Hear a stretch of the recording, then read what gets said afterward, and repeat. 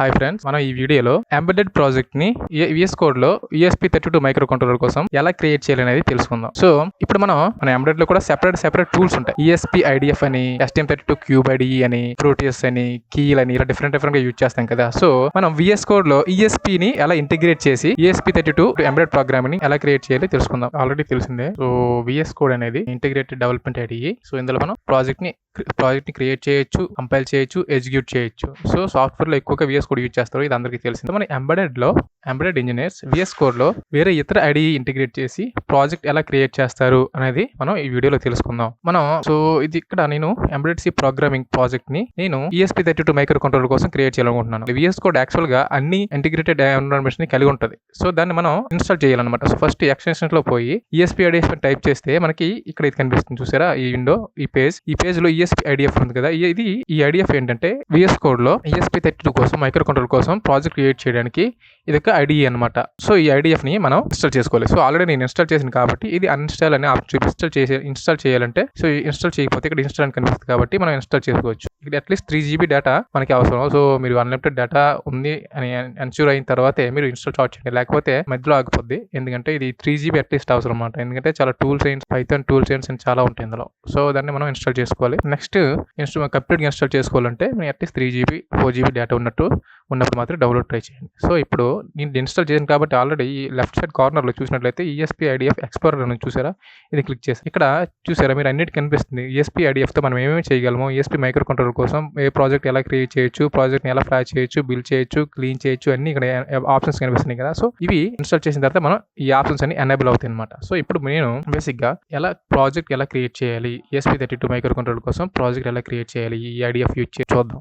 First F1 press చేద్దాం. F1 press చేస్తే ఇక్కడ మనకి ఒక కమాండ్ ప్యాలెట్ అని ఓపెన్ అవుతుంది అనమాట. ఇది కమాండ్ ప్యాలెట్ అంటారు. అంటే ఇక్కడ వేరే ఏ ఇతర ఎన్విరాన్మెంట్స్ కానీ ఇందులో ఉన్నప్పుడు మనం టైప్ చేస్తే ఇక్కడ వస్తుంది అనమాట. ఈ ESP అని టైప్ చేస్తుంటే ESP సంబంధించిన IDF సంబంధించిన మనం ఇన్స్టాల్ చేసాం కదా, దాని టూల్స్ అన్ని ఇందులో వస్తాయి అనమాట, బాక్స్ అన్ని ఇందులో వస్తున్నాయి. సో ఇప్పుడు కొత్తగా ప్రాజెక్ట్ క్రియేట్ చేయాలనుకున్నాను కాబట్టి న్యూ ప్రాజెక్ట్ అని క్లిక్ చేస్తున్నా. సో న్యూ ప్రాజెక్ట్ అని క్లిక్ చేసిన తర్వాత ఇక్కడ ఏం జరుగుతుందంటే, ఇక్కడ ESP IDF లో 2 వెర్షన్లు ఉన్నాయండి. ఇక్కడ ESP IDF లో 2 వెర్షన్లు ఉన్నాయి. ఒకటి 6.2.0 అండ్ 5.4.1. సో నేను రెండో సెలెక్ట్ చేసుకుంటున్నాను, ఎందుకంటే నేను ఇంతకుముందు దాని మీద వర్క్ చేశాను కాబట్టి అది నాకు ఈజీ అవుతుంది మీకు ఎక్స్ప్లెయిన్ చేయడానికి. సో దాన్ని నేను క్లిక్ చేసుకున్నా.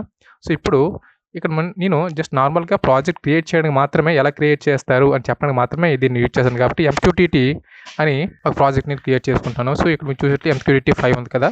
సో MQTT అని టైప్ చేశాను కదా, ఇక్కడ MQTT ఎగ్జాంపుల్ అనేది ఇక్కడ ఆల్రెడీ వచ్చింది. సో ఇక్కడ ఇదేమిస్తుందంటే ఎగ్జాంపుల్ ప్రాజెక్ట్స్ని మనకి సప్లై చేస్తుంది అనమాట. సో ఇక్కడ నేను MQTT అని టైప్ చేసాను కాబట్టి MQTT వచ్చింది. ఫర్ ఎగ్జాంపుల్ నేను BLE అని టైప్ చేసాను అనుకోండి, బ్లూటూత్. సో BLEకి సంబంధించిన ఆల్ ఎగ్జాంపుల్స్ అనేవి వస్తాయన్నమాట. So BLE. సో నాకు ఇప్పుడు కావాల్సింది MQTT కాబట్టి నేను MQTT అని టైప్ చేస్తే ఒక ఎగ్జాంపుల్ అనేది నాకు వచ్చింది. సో ఇప్పుడు MQTT క్లిక్ చేయగానే ఇక్కడ చూసారా, ఈ ఎగ్జాంపుల్ సంబంధించిన మొత్తం ఇన్ఫర్మేషన్ అనేది ఇందులో ఉంది. ఈ ప్రాజెక్ట్ ఎలా క్రియేట్ అవుతుంది, ఆ మెన్యూ కాన్ఫిగర్లో ఏమేమి చేయాలి, అసలు MQTT ప్రోటోకాల్ ఎలా కాన్ఫిగరేషన్ చేయాలి, ఎలా ఫ్లాష్ చేయాలి, ఫ్లాష్ అయిన తర్వాత ఇన్ఫర్మేషన్ ఎలా ప్రింట్ అవుతుంది, MQTT బిల్డ్ అయ్యి ఫ్లాష్ అయిన తర్వాత ఇన్ఫర్మేషన్ ఎలా ప్రింట్ అవుతుంది, సో లోపల ఎగ్జిక్యూషన్ ఎలా జరుగుతుంది అన్నీ మనకి ఈ ఎగ్జాంపుల్లో చూపిస్తుంది. సో అయితే ఈ ప్రాజెక్ట్ అనేది ఏ మైక్రో కంట్రోలర్కి సపోర్ట్ చేస్తుందో ఇక్కడ ఆల్రెడీ మీరు చూసినట్లయితే ఈ ప్రాజెక్ట్ అనేది ఏ మైక్రో కంట్రోలర్ సపోర్ట్ చేస్తుందో ఇక్కడ చూపిస్తుంది. ESP32, C2, C3, C5, C6, C61.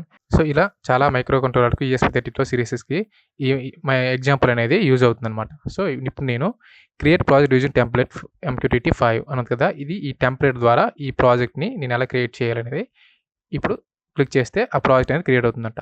అసలు ఈ టెంప్లెట్ ఎందుకంటే డైరెక్ట్గా ఈ టెంప్లెట్ యూజ్ చేయడం వల్ల బిల్ ఫైల్స్ కానీ, CMake ఫైల్స్ కానీ ఆటోమేటిక్గా అన్నీ క్రియేట్ అయిపోతాయి.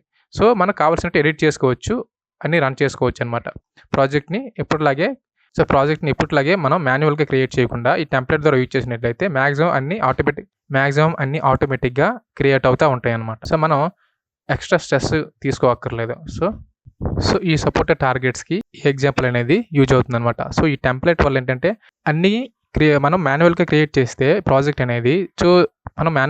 క్రియేట్ చేస్తే చాలా ఫైల్స్ అనేవి యాడ్ చేయాల్సి వస్తుంది, చాలా స్ట్రెస్, చాలా బిల్ ఫైల్స్ యాడ్ చేయాలి. సో ఇవన్నీ చేయాలి. సో ఈ టెంప్లెట్ అనేది మనం డైరెక్ట్గా యూజ్ చేయడం వల్ల ఆటోమేటిక్గా అన్ని బిల్డ్ అయ్యి క్రియేట్ అయ్యి వస్తాయి అనమాట. సో దానివల్ల ఏంటంటే మనకి వర్క్ ఈజీ అవుతుంది. సో మనకు కావాల్సినట్టు డేటాని మ్యానిపులేట్ చేసుకోవడమే, కోడింగ్ని అండ్ ఫైల్స్ని చేంజ్ చేసుకుంటే సరిపోద్ది. సో టెంప్లెట్ యూజ్ చేయడం వల్ల డైరెక్ట్గా ప్రాజెక్ట్ క్రియేట్ చేసి నీట్గా వస్తుంది అనమాట. సో ఇప్పుడు క్రియేట్ కొడదాం.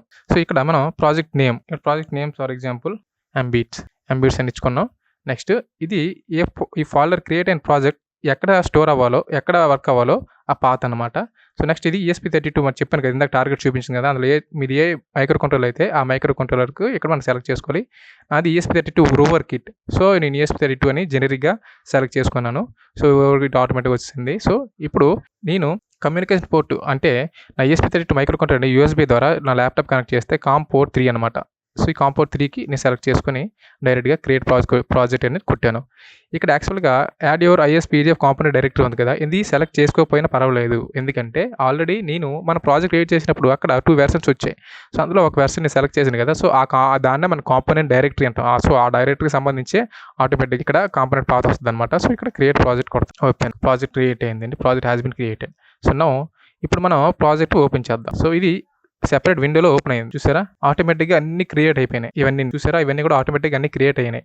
So SD config, SD defaults and CMake list అంటే మీకు ఆల్రెడీ చాలాసార్లు చెప్పాను. ఈ ప్రాజెక్ట్ మొత్తం టూల్స్ అండ్ ఎగ్జిక్యూషన్ టూల్ కానీ ఈ ప్రాజెక్ట్ ఎగ్జిక్యూట్ అవ్వడానికి కావాల్సిన టూల్స్ అండ్ CMake ఇవన్నీ కూడా ఈ CMake లిస్ట్ అనేది ప్రాజెక్ట్ మొత్తానికి సంబంధించిన CMake లిస్ట్ అనేది పొందుపరిచి ఉంటాయి అనమాట. సో ఇది లైబ్రరీస్ లింక్ చేసి ఏ ప్రాజెక్ట్ని ఎగ్జిక్యూట్ చేయడానికి యూజ్ అవుతుంది అనమాట. సో ఇప్పుడు రీడ్మీ అంటే ఈ ప్రాజెక్ట్ సంబంధించిన ఆల్ ద డీటెయిల్స్, ఎలా ఎగ్జిక్యూట్ చేయాలి, ఏ పిన్ దేనికి సెలెక్ట్ చేశారు, MQTT ఏ URL యూజ్ చేసి MQTT రన్ చేయాలి, దాని పాత్రలు ఏంటి, ఎగ్జిక్యూట్ అయితే ఎలా ఉంటుంది, మొత్తం రీడ్మీలో ఉంటాయి అనమాట. సో ఇది కాన్ఫిగరేషన్. ఇప్పుడు మైక్రో కంట్రోలర్కి సంబంధించిన కొన్ని కాన్ఫిగరేషన్స్ అనేవి ఉంటాయి అనమాట. సో ఇప్పుడు మైక్రో కంట్రోలర్లో కొన్ని కాన్ఫిగరేషన్స్ ఉంటాయన్నమాట. అవి ఏంటంటే ఎథర్నెట్, వైఫై.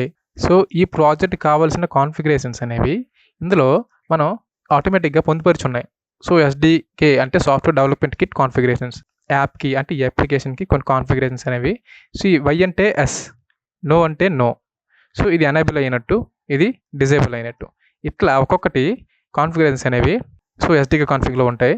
సో సేమ్ అట్లనే డిఫాల్ట్ అనమాట. సో ఈ కాన్ఫిగ్ MQTT ప్రోటోకాల్ 5 ఉంది కదా, S అని కూర్చో. సో ఇది డిఫాల్ట్, ఇది చేంజ్ చేయకూడదు. S అంటే MQTT కోసం కాబట్టి S అనే ఉంది. సో ఇట్లా మనం ఈ కాన్ఫిగరేషన్స్ని మనం ఇందులో సెట్ చేసి ఉంటాయి. ఆటోమేటిక్గా సెట్ చేసి వచ్చింది, మన ప్రాజెక్ట్ క్రియేట్ చేసాం. సో ఇప్పుడు మనం ప్రాజెక్ట్కి వెళ్దాం, మెయిన్కి వెళ్దాం. సో మెయిన్కి ఏంటంటే, సో ఇప్పుడు మెయిన్ ఫోల్డర్ చూసినట్లయితే మెయిన్ కంటూ సెపరేట్గా CMake లిస్ట్ ఉంది. సో ఈ CMake లిస్ట్లో ఏ ఫైల్ ఉంది, యాప్ main.c, ఈ ఒక్కటే ఫైల్ ఉంది కదా, C ఫైల్. సో అదే ఇక్కడ మనం యాడ్ చేసాం. So include directories .h files ఏం లేవు. సో ఇంక్లూడ్ ఫైల్స్ ఏం లేదు కాబట్టి ఇక్కడ డాట్. సో ఈ మెయిన్కి సంబంధించిన CMake లిస్ట్ ఇది. సో ఈ CMake లిస్ట్లో ఇందులో 100 ఫైల్స్ ఉన్నాయనుకోండి, 100 ఇంక్లూడ్ ఫైల్స్ ఉన్నాయనుకోండి, అవన్నీ మనం ఇందులో యాడ్ చేయాలన్నమాట. ఇది యాడ్ చేయడం వల్ల ఆ పర్టికులర్ ఫైల్స్ అనేవి ఆ ప్రాజెక్ట్కి యాడ్ అయ్యి, లింక్ అయ్యి, కంపైల్ అయ్యి, ఎగ్జిక్యూట్ అవుతాయి అనమాట. సో CMake లిస్ట్ అనేది టూల్, మీకు ఆల్రెడీ చెప్పాను. సో అది కంపైల్ చేసి, ఎగ్జిక్యూట్ చేసి, అవుట్పుట్ ఇచ్చేలా చేస్తుంది అనమాట, లింకింగ్ చేస్తుంది అనమాట. సో ఎగ్జిక్యూట్ చేస్తుంది అనమాట. సో ప్రతి ఫాల్కి దానికంటే ఒక CMake లిస్ట్ అనేది ఉంటుంది. సో ఇది మనకు ఒక ఫైల్ ఉంది కాబట్టి ఒక CMake లిస్ట్ మనం ఇచ్చుకున్నాం. సో ఇప్పుడు మెయిన్కి వెళ్తే, సో ఈ ప్రాజెక్ట్ అనేది ఇలా క్రియేట్ అవుతుందండి. సో ఇలా క్రియేట్ అయింది కదా, ఇప్పుడు మనం ఎలా రన్ చేయాలి తెలుసుకుందాం. ఇప్పుడు ఇది బేసిక్గా విండోస్ టెర్మినల్ వచ్చింది కదా, ఈ టెర్మినల్ అనేది Windows terminal, ESP IDF terminal కాదు. సో విండోస్ టెర్మినల్ అంటే ఏంటి, ఈ టెర్మినల్ అందరూ యూజ్ చేసే టెర్మినల్. సో ఈ టెర్మినల్ మనకు కావాల్సింది ఏంటంటే ESP IDF టెర్మినల్ కావాలి మనకి. సో ఆ టెర్మినల్ కావాలంటే ఫస్ట్ మళ్ళీ F1 క్రియేట్ చేసి F1 ప్రెస్ చేస్తే ESP IDF టెర్మినల్ వచ్చింది చూసారా. సో చూసారా, ఇక్కడ ESP IDF టెర్మినల్ అనేది ఓపెన్ అయింది. సో మన నార్మల్ టెర్మినల్ పోయి ESP టెర్మినల్ అనేది ఎనేబుల్ అయింది. సో ఇప్పుడు మనం ఈ IDFలో మాత్రమే మనం ESP ప్రాజెక్ట్ని బిల్డ్ చేయగలం. వేరే నార్మల్గా మనం ఇప్పుడు విండోస్ టెర్మినల్ అయితే అది బిల్డ్ అవ్వదు. సో ఇప్పుడు నేను బిల్డ్ చేస్తా. సో ఇప్పుడు ప్రాజెక్ట్ అనేది బిల్డ్ అవుతుంది. సో మనం ఎప్పుడైతే ప్రాజెక్ట్ క్రియేట్ చేసామో మీరు అబ్జర్వ్ చేస్తే ఇక్కడ బిల్డ్ అనేది క్రియేట్ అయింది చూసారా. సో ఇది ఆటోమేటిక్గా ఎలా క్రియేట్ అయిందంటే, ఈ CMake లిస్ట్ అనేది ఈ CMake లిస్ట్ ఉన్నాయి కదా. సో ఈ CMake లిస్టే చూసా డిపెండెన్సీ లాక్ అనేది ఒకటి క్రియేట్ అయింది వైల్ బిల్డింగ్. సో ఇలా క్రియేట్ అవుతూ ఉంటాయి. సో ఆటోమేటిక్గా ఇంటర్నల్గా ఆ కమాండ్స్ అనేవి CMake లిస్ట్ అనేవి రన్ చేస్తాయి అనమాట. బిల్డ్ అయ్యే టైంలో ఆ కమాండ్స్ అనేవి ఇంటర్నల్గా రన్ అయ్యి ఇక్కడ బిల్డ్ ఫోల్డర్ క్రియేట్ అవుతుంది. సో ఇక్కడ డిపెండెన్సీ లాక్ అని ఫోల్డర్ క్రియేట్ అయింది. సో ఇలా డిఫరెంట్గా ప్రాజెక్ట్ అనేది ఎగ్జిక్యూట్ అవుతుంది అనమాట రన్ టైంలో. సో ఇవన్నీ రన్ టైంలో క్రియేట్ అవుతుంది సార్. సో అట్లా ప్రాజెక్ట్ ఎగ్జిక్యూషన్ అనేది జరుగుతుంది అనమాట. సో ఇట్లా ప్రాజెక్ట్ క్రియేట్ చేసేటప్పుడు చాలా ఫన్గా ఉంటుంది.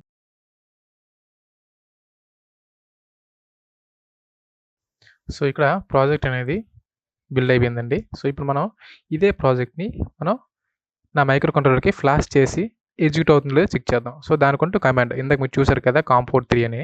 సో ఆ కాంపోర్ట్ 3తో ఫ్లాష్ మానిటర్ చేద్దాం.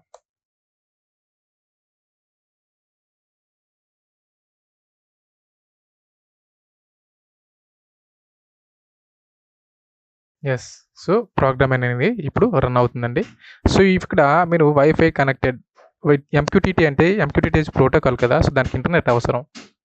సో MQTT అనేది ఒక ప్రోటోకాల్ కదా, ఇంటర్నెట్ ప్రోటోకాల్ కాబట్టి దానికి ఇంటర్నెట్ అవసరం కాబట్టి ఇక్కడ చూసారా, ఇక్కడ వైఫై ఎనేబుల్ చేయలేదు కాబట్టి మనకి ఇలా వస్తుంది. సో అసలు MQTT గురించి నెక్స్ట్ వీడియోలో మనం తెలుసుకుందాం. సో ఈ వీడియో దేనికంటే జస్ట్ ప్రాజెక్ట్ ఎలా క్రియేట్ చేస్తారు, ఎలా రన్ చేస్తారని తెలుసుకోవడానికి మాత్రమే. మీరు ఈ ప్రాజెక్ట్ ఫ్లాష్ చేసేటప్పుడు ఫర్ ఎగ్జాంపుల్ చూపిస్తున్నా, మనం సేమ్ ఇట్లా ఫ్లాష్ కొట్టినప్పుడు ఏంటంటే కొంతమందికి ఫ్లాష్ కాదు, కాంపోర్ట్ నాట్ డిటెక్టెడ్ అని వస్తుంది. సో అప్పుడు మీరు ఏం చేయాలంటే మీ మైక్రో కంట్రోలర్ దగ్గర బూట్ బటన్ అని ఒకటి ఉంటుంది. సో అది 3 సెకండ్స్ ప్రెస్ చేసి అప్పుడు ఈ కమాండ్ని టైప్ చేయండి. కమాండ్ టైప్ చేసి ఎంటర్ కొట్టండి, అప్పుడు ఫ్లాష్ అవుతుంది అనమాట. సో కొన్ని మైక్రో కంట్రోలర్స్కి బూట్ మోడ్లోకి తీసుకెళ్ళిన తర్వాత మాత్రమే ఫిర్మ్వేర్ ఫ్లాష్ చేయగలం. సో అప్పుడు మనం ఫిర్మ్వేర్ని మైక్రో కంట్రోలర్ ఫ్లాష్ చేసి ఎగ్జిక్యూట్ చేయొచ్చు, లేకపోతే ఫిర్మ్వేర్ అనేది ఫ్లాష్ కాదనమాట. 3 సెకండ్స్ అనే కాదు, ఎంతవరకు ఫ్లాష్ అయినంత వరకు బూట్ మోడ్ ప్రెస్ చేస్తూ లాంగ్ ప్రెస్ చేస్తూ ఫ్లాష్ అయిన తర్వాత అప్పుడు మీరు ప్రోగ్రామింగ్ అనేది రన్ చేసుకోవచ్చు. So thank you. సో ఈ వీడియో మీకు నచ్చినట్లయితే అండ్ వర్త్ అనిపిస్తే, ఎంత వాల్యూ యాడ్ అయ్యింది అనిపిస్తే like, share, subscribe. Thank you.